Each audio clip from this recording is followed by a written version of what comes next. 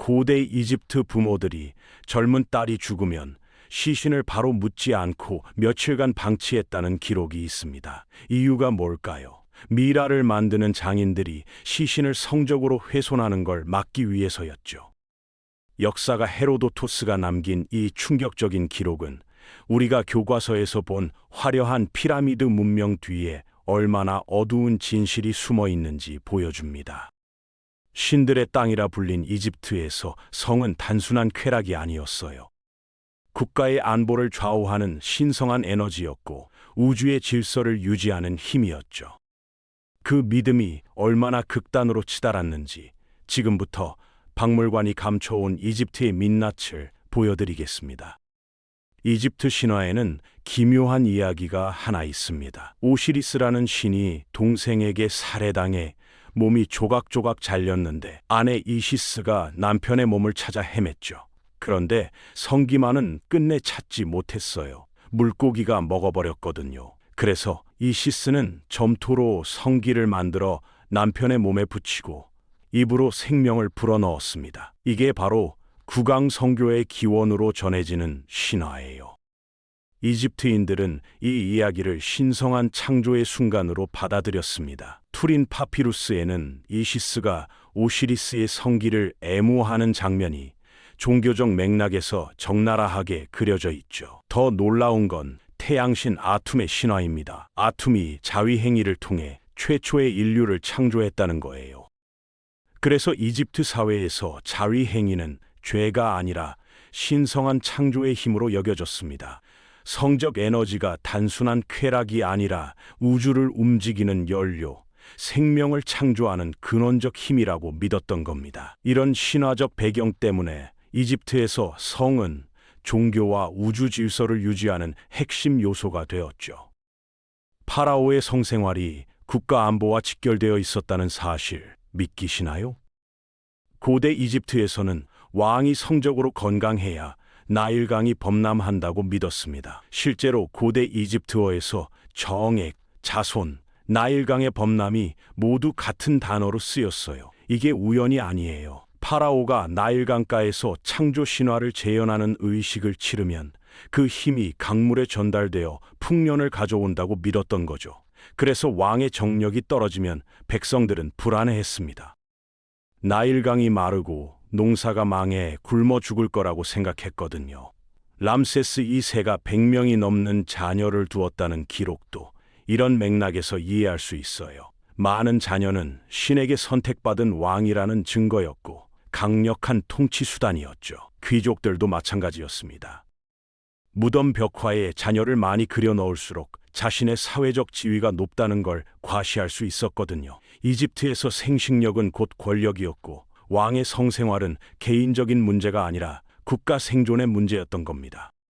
신성한 자위 행위는 오직 파라오에게만 허용된 특권이었습니다. 그럼 일반 백성들은 어땠을까요? 성욕을 해소할 합법적인 방법이 부족했죠. 특히 결혼하지 못한 하층민 남성들은 심각한 성적 결핍에 시달렸어요. 그래서 이들은 자신들이 숭배하던 동물의 형상을 빌린 신들에게 눈을 돌리기 시작했습니다. 악어의 신 세베크가 오시리스를 도왔다는 신화가 있었거든요. 사람들은 악어와 신체적으로 접촉하면 병이 낫는다는 미신을 믿었어요. 역사가 헤로도토스는 더 충격적인 기록을 남겼습니다. 테베의 여사제가 염소와 성관계를 맺는 광경을 목격했다는 거예요. 종교적 믿음이 비합리적인 행동으로 이어진 거죠. 이런 관습이 얼마나 보편적이었는지는 불확실합니다. 하지만 분명한 건 종교적 광기가 위험하고 비윤리적인 행위의 명분이 되었다는 사실이에요. 신의 이름으로 포장하면 무엇이든 정당화될 수 있었던 사회, 그 어두운 단면을 보여주는 증거들입니다. 이집트 왕족은 외척 세력의 간섭을 막고 순수한 혈통을 지키기 위해 근친혼을 관습적으로 행했습니다. 오빠와 여동생, 아버지와 딸, 심지어 조카와 숙모가 결혼하는 일도 흔했죠. 투탕카멘은 9살의 어린 나이에 자신의 이복 누이와 결혼해야 했어요. 가문을 이어가기 위한 의무였던 겁니다. 문제는 이런 근친혼이 대를 거듭하면서 심각한 유전병을 불러왔다는 거예요. 파라오들의 평균 키가 160cm에 불과할 정도로 신체가 왜소해졌고 각종 선천적 질환에 시달렸습니다. 투탄카멘도 구개열과 척추축만증을 앓았죠. 최근 DNA 분석 결과 그의 부모가 남매였다는 사실이 밝혀졌어요. 이런 신체적 결함에도 불구하고 왕족들은 근친혼을 멈추지 않았습니다. 신의 혈통을 유지한다는 명목이 모든 걸 정당화했거든요. 결국 순수한 혈통을 지키려던 집착이 왕조를 약하게 만들고 비극을 불러온 셈이죠. 신성함을 추구하다가 인간적인 건강과 생명을 잃어버린 역설적인 결과였습니다. 이집트에는 취함의 축제라는 게 있었습니다. 국가가 공식적으로 허락한 집단 광란의 장이었죠. 신화에 따르면 태양신 라의 딸 세크메트가 인간을 학살하려 했는데 신들이 그녀를 막기 위해 맥주를 강에 풀었다고 해요. 세크메트가 피로 착각하고 맥주를 마시다 취해서 잠들었고 인류는 살아남았죠. 이 신화를 기념하는 축제가 바로 취함의 축제였습니다. 신전에서는 연꽃 같은 환각 성분이 든 맥주를 대량으로 준비했어요. 사람들의 이성을 마비시키기 위해서였죠. 축제가 시작되면 주인과 노예, 남녀의 구분이 사라졌습니다. 평소엔 용납되지 않던 파격적인 행위들이 거룩한 일로 간주되었어요.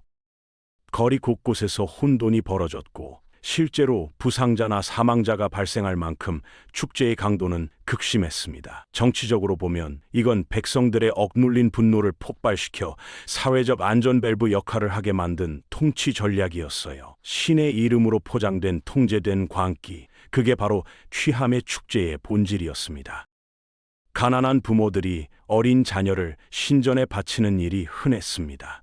신의 축복을 받거나 자녀의 생계를 보장받기 위해서였죠. 신전으로 보내진 아이들은 표면적으로 거룩한 봉사를 수행했어요. 신전을 청소하고 제사를 돕고 신을 섬기는 일이었죠. 하지만 실제로는 달랐습니다.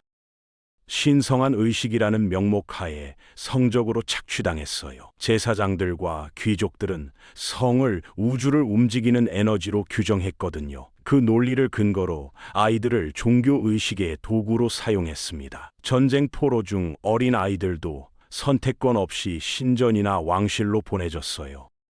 시스템의 최하층에서 희생되었죠. 더 끔찍한 건 사회 전체가 이를 신성한 봉헌으로 받아들였다는 겁니다. 피해자들은 신을 거역한다는 두려움에 저항조차 할 수 없었어요. 부모들도 주변 사람들도 이게 신의 뜻이라고 믿었으니까요. 종교의 이름으로 포장된 조직적인 학대, 그게 신전 안에서 벌어지고 있었던 겁니다. 화려한 의식 뒤에 숨겨진 아이들의 고통은 누구도 기록하지 않았습니다.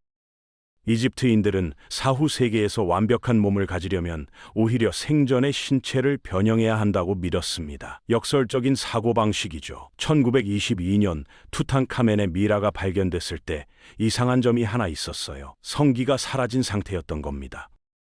처음엔 도굴꾼들이 훼손했다고 생각했죠. 하지만 다른 왕족 미라들에서도 비슷한 흔적이 발견되면서 학자들은 의문을 품기 시작했습니다. 이게 우연이 아니라 종교적 의도에 의한 변형일 가능성이 제기된 거예요. 죽은 자를 더 완전하게 만들기 위한 기괴한 의식의 결과물이었던 겁니다. 일부 미라에는 인위적으로 성기가 제거되거나 재배치된 흔적이 명확하게 남아 있어요. 이집트인들은 죽음 이후에도 성적인 온전함을 유지하는 걸 중요하게 여겼습니다. 신화에서 오시리스가 성기를 복원받아 부활했듯이 죽은 왕들도 내세에서 완전한 모습으로 재탄생하기를 원했던 거죠. 성이 단순히 생식의 수단이 아니라 영생과 연결된 신성한 힘이라고 믿었던 이들의 집착을 보여주는 증거입니다. 고대 이집트는 여성에게 재산권과 이혼 선택권을 부여한 진보적인 사회였습니다. 처녀라는 단어조차 없을 만큼 혼전 순결에 관대했어요. 여성이 결혼 전에 여러 남자와 관계를 맺어도 사회적으로 문제되지 않았죠. 하지만 결혼 후에는 이야기가 완전히 달라졌습니다. 간통에 대한 처벌이 끔찍했거든요. 남자는 사형이나 곤장 1000대를 맞았고 여자는 코를 베는 형벌을 받았어요. 이런 극단적 처벌 때문에 기혼 남성들은 성욕을 해소할 파행적인 방법을 찾게 되었고, 이는 또 다른 사회적 문제를 낳았습니다. 신전의 여사제들과 무희들은 독자적인 피임 기술을 발전시켰어요. 아카시아 나무 수액을 사용했는데 현대 과학으로 분석해보니 실제로 피임 효과가 있었다고 합니다. 이집트인들이 매일 목욕하고 전신의 털을 깎은 것도 단순히 청결 때문만은 아니었어요. 신 앞에서의 정결함을 유지하는 동시에 성관계를 위한 준비 과정이기도 했던 겁니다. 진보와 억압이 공존하는 이중적인 사회였죠. 기원전 30년 로마의 아우구스투스가 이집트를 정복했습니다. 로마인들은 이집트의 파격적인 성적 의식들을 보고 경악했어요. 짐승의 굴이라고 비난하며 파괴하기 시작했죠. 로마 군대는 신전의 벽화와 파피루스를 불태웠습니다. 이집트의 독특한 문화적 흔적을 지워나간 거예요. 하지만 더 철저한 검열은 19세기에 이뤄졌습니다. 빅토리아 시대의 학자들이 발굴된 유물 중 노골적인 성적 기록들을 품위 유지라는 명목으로 의도적으로 은폐했거든요. 지오반니 벨초니는 성적인 벽화 위에 석고를 발랐고, 플린더스 페트리는 아예 유물을 파괴했습니다. 역사를 편집한 겁니다. 의학 문헌인 에베르스 파피루스조차 번역 과정에서 성적 대목이 삭제되었어요. 그래서 우리는 장식되고 정제된 이집트의 모습만 보게 된 겁니다. 로마가 칼로 지웠다면 빅토리아 시대는 침묵으로 지웠죠. 결국 우리가 아는 이집트는 두 번의 검열을 거친 버전입니다. 진실은 여전히 모래 속에 묻혀 있는지도 모릅니다. 권력자들은 자신들의 이념에 불편한 진실을 종교나 도덕의 이름으로 포장하여 역사를 언제나 편집해 왔습니다. 고대 제사장들이 아이들의 고통을 신의 이름으로 덮었듯이 근대 학자들도 불편한 역사를 검열로 가렸죠. 종교적 신념과 권력욕이 결합했을 때 발생하는 폭력의 합리화, 그 극단적 사례를 고대 이집트에서 볼 수 있습니다. 화려한 피라미드 이미지 뒤에 숨겨진 희생자들의 목소리를 기억하는 것이 역사의 잘못된 반복을 막는 첫걸음입니다. 우리가 보지 못하게 가려진 진실에 귀를 기울일 때 비로소 인류 문명의 진정한 얼굴을 마주할 수 있습니다.